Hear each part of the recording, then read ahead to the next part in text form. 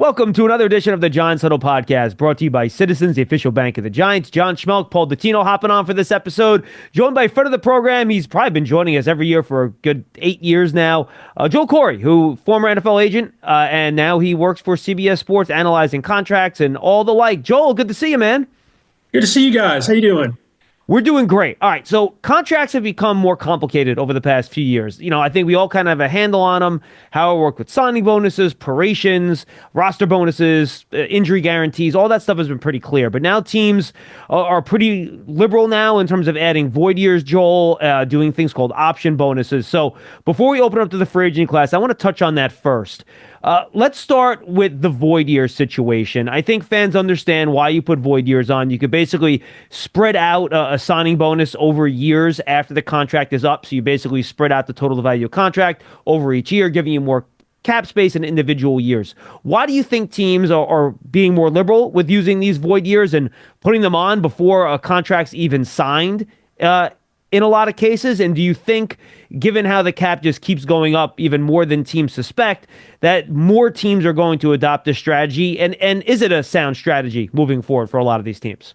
Well, you didn't see a lot of teams doing void years. Some did, like the Saints, the Cowboys. Before the pandemic year, when you had the cap go down, that necessitated a lot of teams deciding, like the Steelers had never done a void year in a contract, to put voiding dummy years in contracts just to be able to manage the fact that we lost like $16 million in cap space from the previous year. Now, once teams have gotten more comfortable doing it, it's become basically the norm. Some teams have gone to an extreme where they're not only doing voiding dummy years, they're putting a bunch of option bonuses in contracts. And I'll explain what an option bonus is. An option bonus is essentially like a second signing bonus after either in the second or third year of the contract, where you pick up a real year or a fake year down the road. The option bonus is prorated beginning in the year you exercise the option, and it's prorated just like signing bonus for the life of the contract up to a maximum of 5 years. So you used to see maybe one option bonus in a contract. I remember when Joe Flacco became the highest paid player in the league in, I think, 2013 that was. He had two option bonuses in a contract. That was highly unusual. That was still the case up until a couple of years ago. Now, the guy responsible for this whole multiple option bonus concept is Howie Roseman. He's pushing the envelope in a way most people don't. He has 3, 4, 5 option bonuses in contracts. So it's essentially like you're doing a pre-restructure, because if you did a regular contract, no option bonuses, you might take everything but the minimum base salary, then convert it into signing bonus to pick up cap room for that particular year. When you do the option bonuses, typically you're taking the base salary down to the minimum, and everything else is signing bonus. The presumption is you are going to exercise an option. So for the cap, you automatically get the cap treatment like the option's been exercised. You pick the right guys, it's no problem, because like Jalen Hurts, they're probably going to extend him at some point. With all those fake dummy years will be turned into real contract years and extension at some point down the road. But if you pick the wrong guy, not only do you have signing bonus proration, then you've got option bonus proration, and that keeps adding up. So you could have multiple dead money if you've got a guy that didn't pan out, you started doing that with. Or there's a case this year, there's someone who wants a trade where the team decided to start doing these multiple option bonuses in a restructure, contemplating these eventually going to sign a long-term deal. That's Myles Garrett. He wants out of Cleveland. If Cleveland decided to trade him before June 2nd, and they have no designs on wanting to trade him right now. Right now, this is a high-stakes game of chicken. Let's see who blinks. But his cap number is like 17.9. Because of the previous signing bonus option and then the option bonuses in his contract, the dead money to trade him before June 2nd, right now, if they wanted to trade him before the 5th day of the league year when a small option bonus kicks in, it would be $36.2 million. So all that money would prorate up the same way, or yeah. So they're going to have like the same way a signing bonus would. Yes, exactly. So they're Got going to it. have 18 million more on the cap than their stated cap number right now to trade him before the fifth day of the league year. Now, after that, when that other 5 million hits, add 5 more million to the dead money. So if there's going to be a trade, most likely it'll be after June 1, and then they don't get 2025 draft capital. But they clearly were thinking Myles Garrett, as Andrew Bear, the GM, said, would be going from Cleveland to Canton. Garrett has other ideas, but that's a case where they thought they picked the right guy, but really it looks like now they may have picked the wrong guy. Paul, I have two follow-ups on this real quick, okay, if you don't mind. Yeah. So I'm looking at Jalen Hurts' contract for an example, Joel, and I'm going to use that as a basis because I think that's kind of what started this whole trend, right? So I got two questions. I'll ask them one at a time because they're complicated. So right now I'm looking at Jalen Hurts' contract, and to your point, he has a minimum base salary. His base salary is never over $1.5 million. And everything is in prorated signing bonus, which is all under 5 million, and then these option bonuses kick in, right? And I'm looking at it right now. This is according to Spot Track. They have 4 void years at the end of this contract starting in 2029 with values of 38, 30, 20 and 10 million dollars. So when he's not even signed to the roster. Two questions. One, let's say they end up signing him to an extension, right? What happens to those void years? Does whatever the extension is and the amount of money on those years gets added on to those void years? Do those void years stay there with those numbers even when he signs that contract extension? How does that work? They'll get negotiated into real years. This wouldn't be the first time the void year had been turned into a real year. Drew Brees' last couple of contracts with the Saints, and the Saints are one of these teams who've always kicked the can down the road more than anybody else. They stuck voiding dummy years in his contracts where it was getting close to the wire. I remember there was one year where his contract's voided the last day of that league year, and they got a contract done like 2 days before the league year ended, and they turned those dummy voting years into real years, negotiated those into real salaries. What some teams will do is they'll stick some crazy number in the void years because you can only give someone a salary increase on a veteran contract once, and you got to wait 12 months. But if you have these, and then they look at the salary increases, really they look at the aggregate cap numbers of what years are left, and they include the voting dummy years as real years. So how you can do an increase twice is you stick like 75 million in the void dummy years. So when you look at the aggregate money left, although it's not real money, it's counting as real money for these rules, then you're not really violating that particular waiting period. And you could do one 4 months later as opposed to waiting for the year to end, for the whole 12 months to end. So just as an example, like Dak Prescott this year, right? He had a void year at the end of his last contract, and the Cowboys extended him. That's why his cap number this year, and the Cowboys will get it down, obviously, is like 90 million, right? Because you had the money left over from the last contract in addition to what they gave him on the new deal. That's why that number for him is so big this year, correct? Right, because he was in his contract year, 2024 for his contract year, and they had like voiding 25, 26, 27 years because if he had played out his contract, they're going to have like 40.5 million in dead money if he let the contract and the void years expire. So they turned those into real years. The reason his cap number was so high is because you had proration associated with those void dummy years, right, which stays intact. But Dallas kicks the can down the road. I expect that they stuck dummy voiding years in this contract as well, which contemplates they're going to do restructures like they've always done. So he's not going to be playing on a $90 million cap hit. They're going to chop that thing way down. All right, now final question on the void years, and then Paul, I apologize for answering asking a bunch at the start of this. Why would a player like Jalen Hurts agree to these option bonuses? Is my question, because to your point, they don't become guaranteed, and a lot of times it's 2 years in advance, right? You got to pick up this option bonus 2 years in advance, right? And that's kind of how it works. It's usually a year in advance. Usually you pick it up the year it's coming up because right now, like he's got one for 2025. So it's to exercise an option. Usually the period's the first to 5 or 7 days of the league year. And some, like Aaron Rodgers' case, you had long windows because he's older. So it's been up until the day of the first regular season game.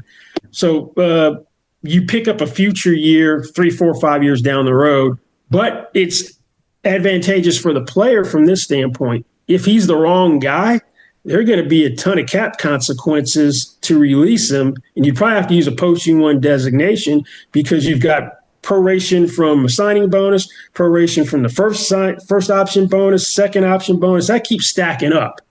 The Jaguars, so the player's thinking this team's not going to cut me, even though these option bonuses haven't kicked in, because of the previous structure of the contract. It's so onerous from a cap perspective. They basically have to pick up these option bonuses, is what. Yeah, well, the way it works, though, it's typically your salary is X, and your salary will reduce down to your league minimum if the option bonus is picked up. So there's a reason the team will pick it up, because from a cap standpoint, the presumption is you are going to pick it up. So they assume that the cap treatment is you have picked it up. If you don't pick it up, then say you had a $40 million base salary, and that gets reduced down to your league minimum and the rest gets prorated. If you don't pick it up, then you're going to have the $40 million base salary on the books in that particular year. So there's a huge incentive for the team to go ahead and pick up the option. Because Trevor Lawrence's contract mimics this Jalen Hurts contract with like multiple option bonuses. And plus, in these high-end contracts, you're going to have the salary already fully guaranteed. Or if it's not fully guaranteed at signing, in Lawrence's case, you have like the 2027 base salary becomes fully guaranteed in 2026. So you're kind of stuck. And his is more precarious than Jalen Hurts'. Hurts just won a Super Bowl. Trevor Lawrence, the jury's still out on him, but he's at $55 million per year, so they may or may not have made a mistake. He could be their Carson Wentz. We never know. It may be this new head coach, the new regime. He starts fulfilling the potential of being the first overall pick, but that contract could be an albatross around their neck if he doesn't take the next step forward. Got it. So all those Hurts option bonuses, they're already almost in effect, right? Because I'm just looking at the contract and how it's broken down. Like the Eagles basically physically. Oh, they're going to pick them up. They're going to exercise the options. Right. And sometimes you have enough. They could not physically cut Hurts if they wanted to, because of all the proration already in the contract, it would all get accelerated. And it would absolutely destroy their cap. Yeah, you couldn't do it. Plus, in some cases, you have a non-exercise fee where if the player is still on the roster the day after the option exercise period expires, then it gets prorated anyway. You just don't get the extra year. So even in these illustrations, if the base salary is not listed and it's just listed as an option bonus, there actually is a base salary there if the option bonus isn't activated by the team, is basically what you're telling me. Yes. I got you. Now that makes more sense. Okay, now I get it. Go ahead, Paul. I hope everyone else understood that. It's complicated. I get it now. Hopefully everyone else does too. Paul, go ahead. Joel, I think I have an easier question for you. In each of the past 2 seasons, we have seen injury guarantees grab the headlines, first with Russell Wilson in Denver, then with Daniel Jones with the Giants, prompting teams to bench starting quarterbacks and then get rid of them. Now, I don't seem to remember injury guarantees and contracts being that big a deal in years past. Is this something that is more of a recent and more common development? And then the other part to the question is, if I'm a team, rather than get caught jammed up in one of these things, I mean, it seems to me I would be telling the player, go to one of those insurance companies and get your own insurance policy out, like many of the college players do when they're coming out because they want to get injury protection. Because it seems to me if a team puts an injury guarantee in there, they're putting themselves at risk of these situations like what we've seen with Wilson and Jones. You wouldn't get a player who has any leverage to sign a contract. Okay. Someone would laugh in your face and go, no, that's a non-starter. In Wilson's case, when he did the deal, it seemed like a market deal based on who he was. We didn't know he was going to fall flat on his face in Denver. He already had his 2024 salary fully guaranteed, so they were stuck with that.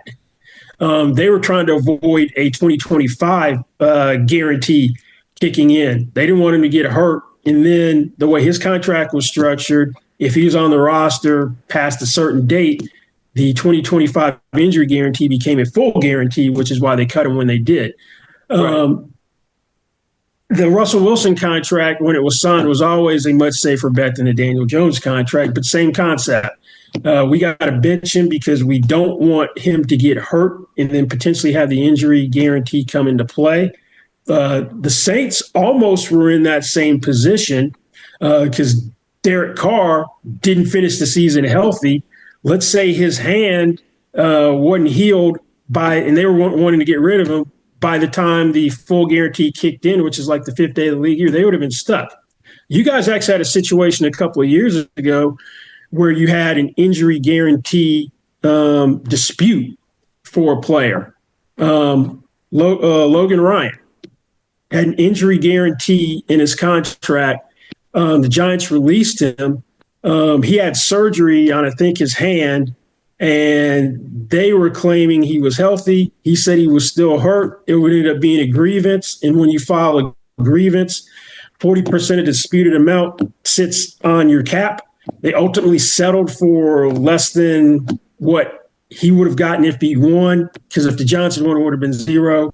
So they ultimately ended up doing a settlement. But that's a case where it did have some cap implications where an injury guarantee came into effect for you guys a couple of years ago. Have you seen, Joel, more guaranteed money coming into a lot of these contracts since Deshaun Watson? I know, obviously, we haven't seen many other fully guaranteed deals. Kirk Cousins. And you won't see one anytime soon. But, right, and I don't think we are either. But especially, and we've seen this big flow of quarterback money coming.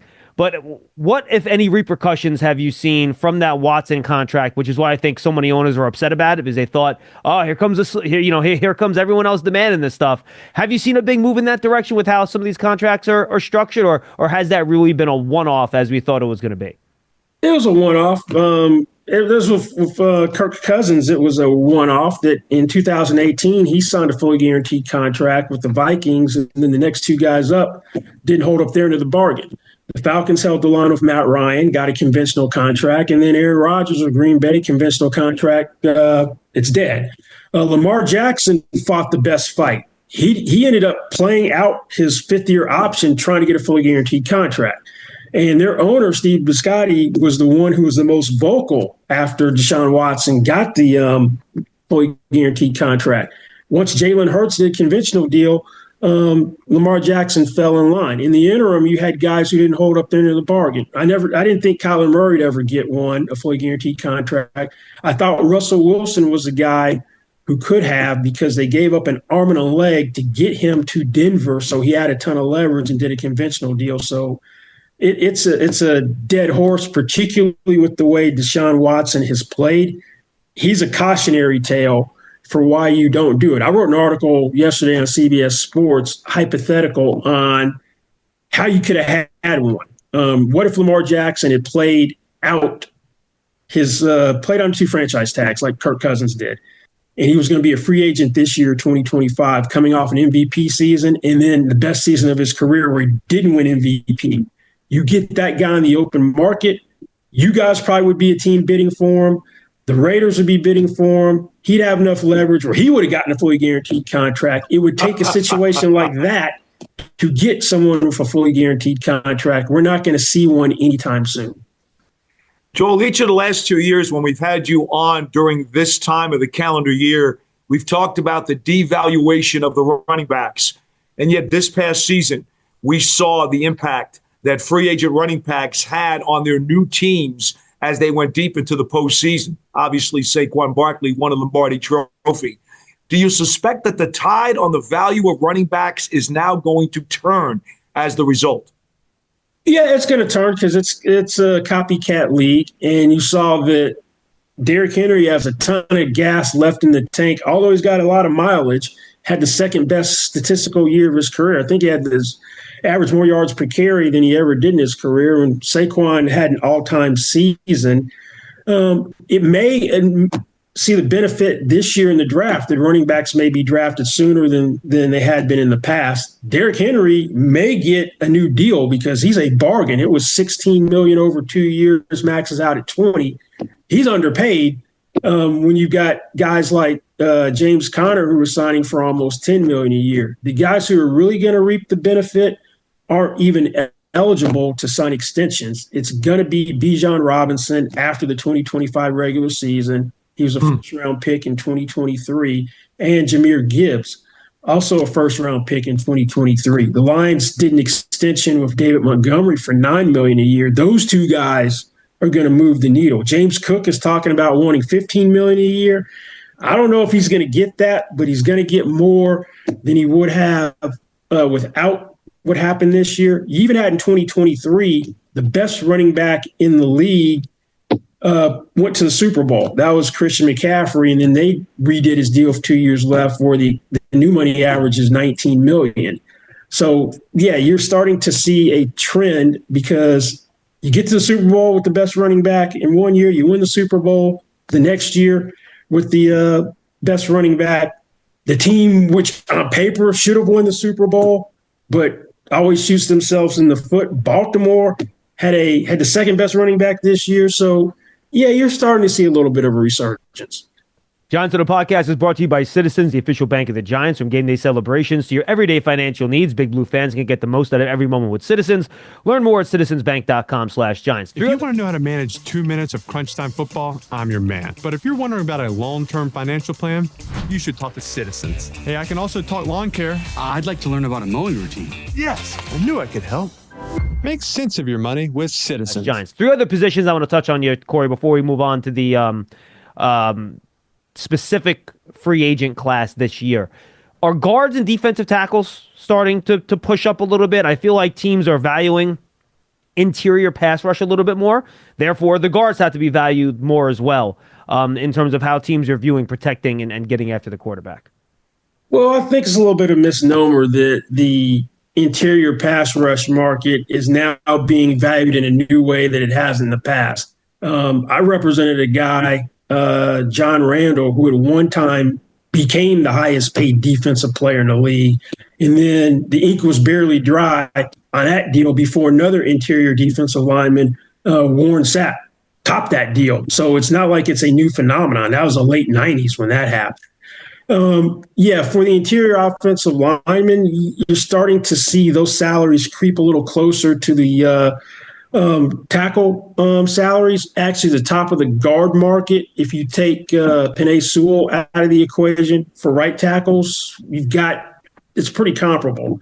I expect Trey Smith, who's going to get franchised by the Kansas City Chiefs at $23.4 million, will become the highest paid guard when he signs a long-term deal. That's currently Landon Dickerson at $21 million per year.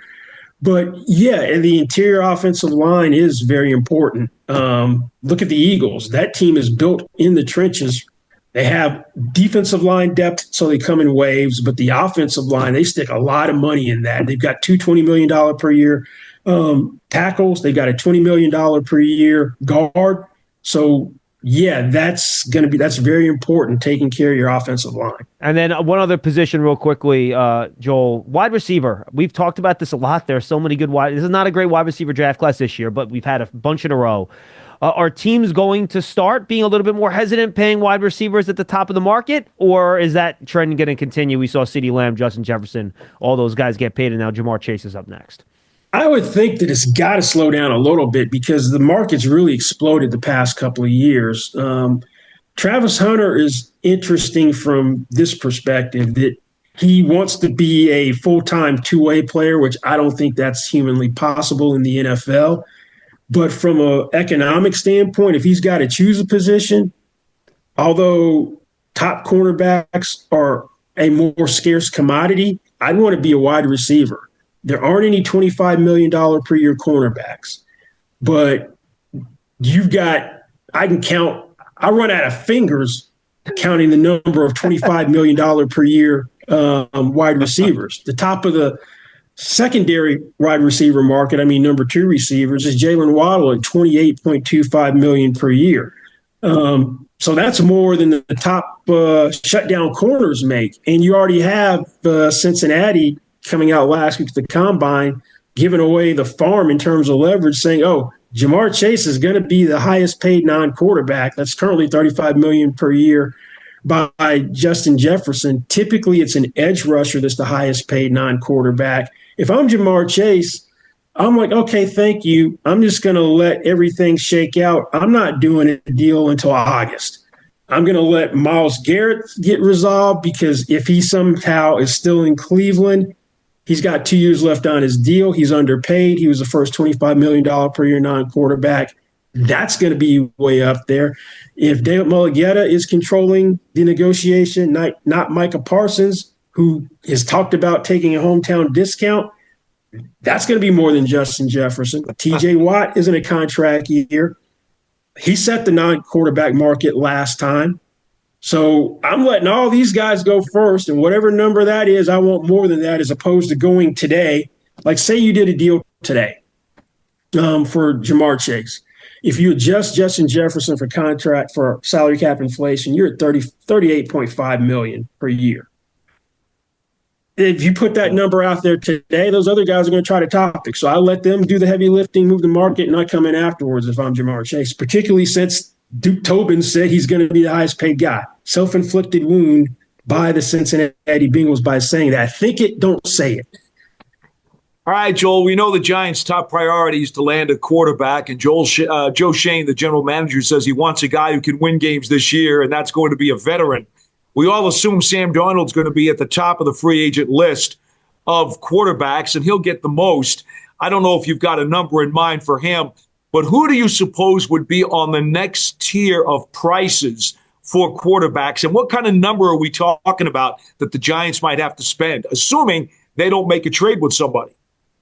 Well, you guys are in an interesting position because the self-interest of Joe Schoen and Brian Daboll aren't necessarily what's in the best interest of the Giants long term. Because for the life of me, you lose 11 of your last 12 games. You don't win a division game. You have 3 wins, and you still keep your jobs. So there's a lot of pressure to turn that thing around. If it gets off to a slow start, they're both going to be gone. So they're not thinking long term. They're thinking survival. And that isn't necessarily what may be best for the Giants. Now, if I'm Sam Darnold, the first thing out of my mouth, if you guys are trying to sign me or you have interest, you paid Daniel Jones $40 million a year 2 years ago. So we got to be north of that. That deal will come back to bite you with him. Now, I was surprised you were so heavily in on Matthew Stafford, given he's 37. Who knows how many years he's going to play? I know there's a connection with his brother-in-law being on the staff. But that kind of shows you that they're thinking, we got to do something today or we won't be here tomorrow. I know there's the rumors that Aaron Rodgers, I'm not all that enthusiastic about that just because he's 41. He's a year-to-year proposition, and he's the Grim Reaper. Mike McCarthy got fired when he was in Green Bay. Robert Saleh got fired in New York. So you bring him in, the track record is you get fired with Aaron Rodgers. He's not this – I was kind of saying that in jest. He's not the Super Bowl – he's not the MVP, league MVP, Aaron Rodgers, that he was earlier in his career. He did play better second half of the year. It looked like he kind of gotten a little better with the recovery from the Achilles tear, but he's not as mobile as he used to be. Maybe because he's at the tail end of his career, he's made all the money he's needed to. He gave money back to go to the Jets, that he's going to be more affordable, but I'm not all that enthusiastic about that. You guys had some interest in Russell Wilson last year. I'm not all that enthusiastic about that either because of the way the season ended. They couldn't score more than 14 points a game down the stretch. So then you got the draft. You're sitting third. Do you just let the draft shake out the way it's going to, or do you try to move up to number 1 because the Titans have said they're open to trading? That'd probably be a steep price to go from 3 to 1. If I'm the Titans, I want the 2026 first-round pick. I don't want to give that up. But if you think I'm not going to be here if this things don't turn around, I don't care if I give up the 2026 first-round pick, meaning Joe Schoen. Maybe the Titans can wrangle that out. Because I know when Mitchell Trubisky was drafted, the Bears went from 3 to 2. And I think they had to give up a third and a fourth that year and a third the next. And that was to go one spot. So it's going to be a pretty steep price to move up. Or do you just wait hope Cam Ward drops the 3? Or if he doesn't, do you overdraft Shedeur Sanders or do you just take the best guy that's available? Because if a quarterback goes 1, then you're going to get either Travis Hunter or Abdul Carter at 3, who will be huge impact players. So maybe you sign a vet and then you don't take a quarterback in the first round and hope Jackson Dart is there at 34. I would be more intrigued by trying to get Justin Fields to come in on a Sam Darnold type deal, although the Steelers are probably going to keep one of those two guys, Fields or Wilson, and they're probably leaning towards Fields. But he's young. He would be cheap, relatively speaking. Darnold played for $10 million last year on a 1. So I might be looking for someone like that if I at least kick the tires on Fields. Follow up on the quarterbacks real quick. Where do you think the money would land on Wilson and Rodgers as older players that have made a lot of money in their careers? And then that's the thing. It depends on if they're willing to. If they go, you know what, I've gotten my full market value earlier. I don't need to get every last dollar. I don't know if they would do that. But the thing is, the quarterback market, if you look at the average salary for what the veteran contracts are, and that is skewed because you got 9 guys making $50 million a year, $50 million per year or more. You don't really have a middle class. Geno Smith is the middle class, and he's going to get a raise from $25 million per year if he's still in Seattle this year or traded someplace. He's in a contract year. So that's kind of the closest thing you have to a middle class is the 25 mark. Maybe they're willing to come in around that, hopefully. But I really wouldn't want to pay Russell Wilson $30 million on a 1 or 60 over 2. I wouldn't be enthusiastic about that. Rodgers was scheduled to make $37.5 million, and at 41, I don't want to pay him that either. I don't want to pay him over 30 at 41. So it's kind of you're caught between a rock and a hard place. Yeah, and then my follow-up is 2 veterans that some reporters have mentioned could become available, Kirk Cousins and Derek Carr. How do you view those situations? Oh, Carr's not getting out of there just because they kick the can down the road so much that they don't really have a choice but to kick the can down the road again. I expect that they're going to restructure, pick up about $31 million of cap space, and then worry about next year later. Cousins is intriguing from this standpoint. First, I'm not buying what Raheem Morris is saying. Oh, we could have him as our backup under his contract, making on a $45 million per year contract. I'm not buying that he's going to be the backup, because if he's on the roster after the 5th day of the league year, then you've guaranteed 10 for next year. That's 10 more than you have to. So it would be like Russell Wilson if they cut him. There's not going to be a trade market for him because he didn't play well last year. Plus, he has no trade clause. So he would sign for his league minimum of $1.255 million. Yeah, for Cousins at $1.255 million, I'd take a flyer on that.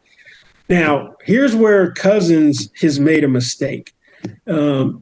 He's too nice of a guy, and teams mistake niceness for weakness. What he really needed to do to set himself up for the future, and he make sure he was getting out of Atlanta, and you wouldn't have any of this, we could have him as a backup. If he had been just a major malcontent as soon as he got benched, wasn't helping Michael Penix, there's no way they'd want him in the locker room right now. They'd be like, we got to get this dude out of here. We'll bite the bullet. We'll cut him. There's no way he's going to poison or he's going to end up being a negative influence in our locker room. He was a consummate professional, and it could end up costing him to the point where they may decide, you know what, he'll be okay with it. If I'm the agent, I'm raising holy hell from the standpoint that you lied to me when I signed there. You didn't give us any inkling you're going to draft a quarterback. He may have made a different decision if he'd known that was on the table. Mike McCartney is someone who gets players all the time. He's Aiden Hutchinson's agent. I remind them, you're going to have to deal with me in the future, so you need to do right by Cousins today, and we won't have a problem tomorrow. Because in the back of my mind, if this thing went wrong and Cousins is still on the Falcons in 2025, the first chance I would get to screw Atlanta, I would, or all things being equal, I would never send anyone to the Falcons again or any place Raheem Morris ever was or Terry Fontenot was in the future. Glad we know how you feel, Joel. Hardball. I love it. Hey, I got to ask you about the corners before I cap off my questions here, Joel. And that is the Giants also have put a premium on trying to add a corner. Now, we don't know if they're going to get Travis Hunter in the draft or not. And the draft is also not very deep on high quality corners. The free agent market has a handful of guys who are probably going to rise to the top.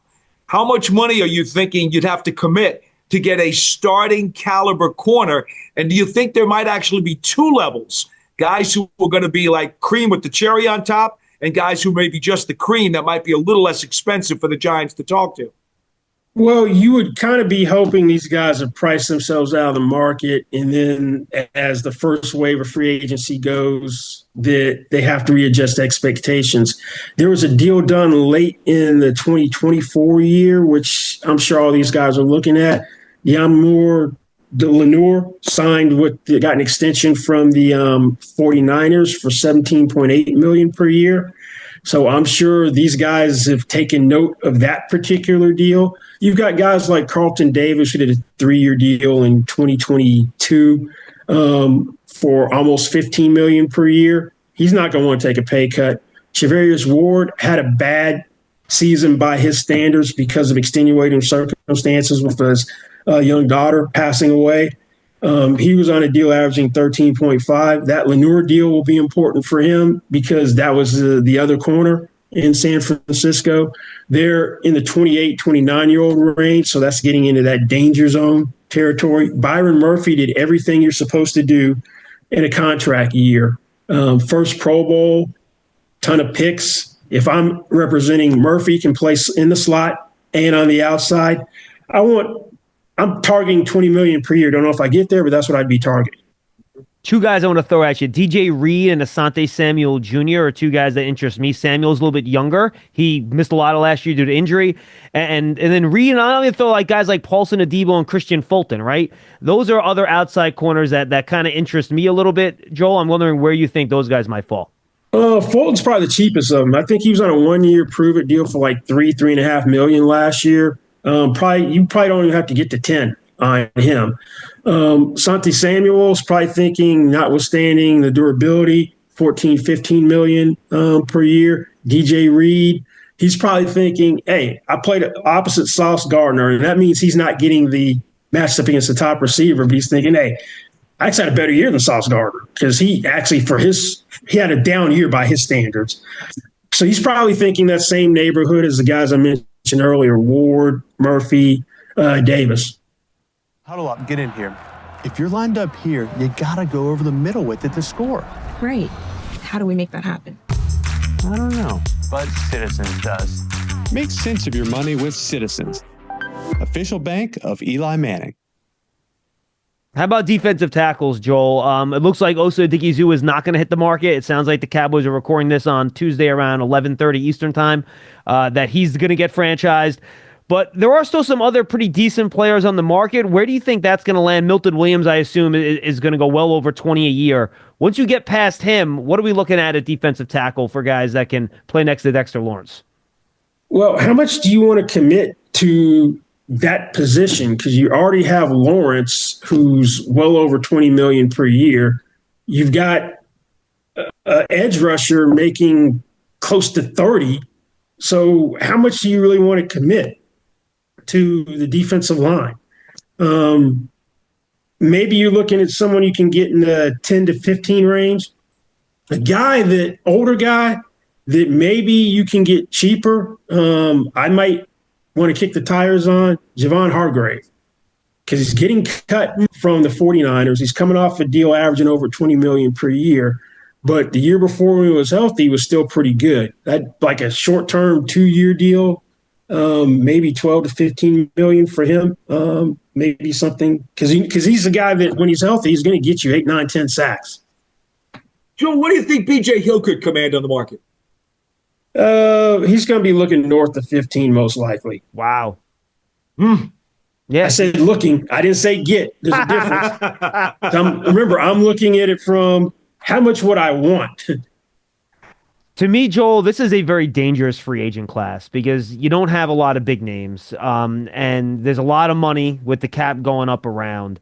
What do you think this is going to look like? Is the first wave here going to be slower? I know we always say that, and then day one of the negotiating period, money's flying around like crazy. The first wave never is slow. It's the question of whether teams will have a little bit of discipline, because it's always a seller's market during the first wave of free agency. It's a buyer's market after you get past that point.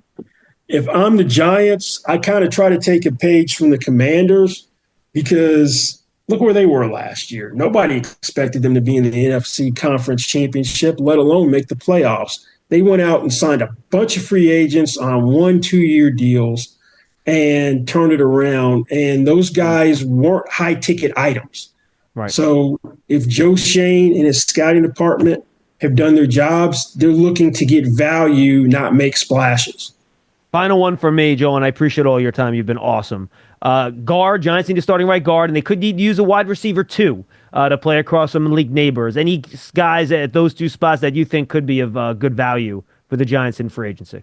Well, I'm assuming Evan Neal's going to be your right tackle. You're not going to think about moving him to guard. Well, it'll probably be Jermaine Illuminor at right tackle this year, and Neal, they think maybe he could be guard tackle. We'll have to see. Well, then maybe you allow him the first crack at the right guard thing and hope he's Mekhi Becton Part 2, and that would solve the problem. You're definitely not picking up his fifth-year option. But speaking of which, Mekhi Becton is up. He's probably looking at, hey, I think I'm Kevin Dotson Part 2. Kevin Dotson probably was going to get cut if Pittsburgh didn't trade him to the Rams. He goes out and signs for $16-17 million per year. There's actually I don't know if he can play on the right side. They moved him to center last year. Jonah Jackson, he's on the block with the Rams. He could be available. Will Freeze type guy might be someone. But you saw last year, like Damian Lewis got like $13-14 million per year. So how about Tevin Jenkins, Joel? Do you think he's gonna? He's gonna be north. He's gonna cash in, right? Yeah, he's gonna be north of that. Yeah, he'll be north of that. Now, Joel Zeitler's on the longer end of the stick. I mean, he's been around a long time, but still playing well. Is he going to command much money? That'll be less than 10.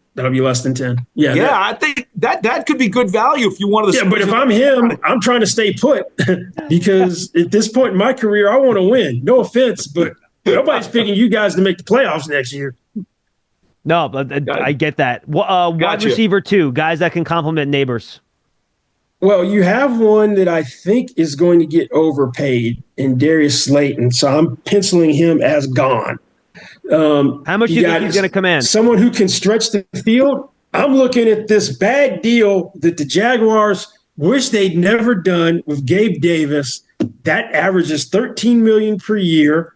And it maxes through the incentives and escalators at almost 17. He's going to be looking at that. He's going to look at Darnell Mooney getting $13 million per year. He's probably priced himself out of New York. The wide receiver market is interesting from this standpoint. You got a bunch of seasoned, accomplished guys who have flaws that are going to be on the market. Those guys, some of those guys aren't going to get paid. Stephon Diggs coming off of the knee injury. Amari Cooper didn't do much, whether he was in Cleveland or Buffalo. DeAndre Hopkins was in that like receiver by committee thing in Kansas City after he got out of Tennessee. Cooper Kupp may or may not get cut. So you've got a bunch of older guys who could be a good complement, also mentor to neighbors that may be cheaper than they were ever anticipating they would be. Not everybody's going to get paid. You also got Tyler Lockett, who's probably going to get cut from Seattle. He's scheduled to make 17, made 13 last year, but he's a third receiver now up in Seattle. So those late 20s, early 30 guys, there are going to be a bunch of those guys out there. But you'll have to wait those guys out, right, Joel? You're not going to be able to strike quickly because the prices will be higher. Well, their prices are going to come down because those guys aren't. They're going to have a rude awakening. Some of those guys, yeah. Because if Amari Cooper thinks he's going to get $20 million a year, I don't see that happening. Stephon Diggs ain't going to get that coming off of the knee injury. Then the one who will get whatever he wants most likely will be Devontae Adams because he's the most productive one. that deal was set up when it was signed. You had 2 cosmetic years to inflate the average, whether he was still with the Raiders or not. He wasn't going to be playing for $36.5 million in 2025 and 2026. They were going to have to either renegotiate that or he was going to hit the open market. The Jets will cut him. He's the one who should be over $20 million per year. I'm not even thinking you have a shot at Chris Godwin before. I know he's injury prone, but before he got hurt, he was one of the league leaders in receptions and receiving yards. He's going to be in a different stratosphere. Joel, you're the best. Tell our fans anything they should have their eyes out for, anything you're doing, up to, or you want to promote. The floor is yours. Yes, it's a busy week for me for CBS. As I said earlier, I got this What If Lamar Jackson article. If he had followed the Cousins route, played under franchise tags, was free, how much could he command? I'm not going to give away the whole farm, but it would be a fully guaranteed contract. Read the article to find out how much he would reset the market. 2, I'd usually do target prices, which is what I would want if I represented offensive and defensive players. I'm doing offensive players tomorrow, 10 of them, defensive players on Friday. Awesome. Joel, you're the best. Thanks so much for the time, and we'll talk soon. Enjoy the chaos next week. Oh, will do. Thank you. Joel Corry on the Giants Huddle podcast, brought to you by Citizens, official bank of the Giants. We'll see you next time, everybody.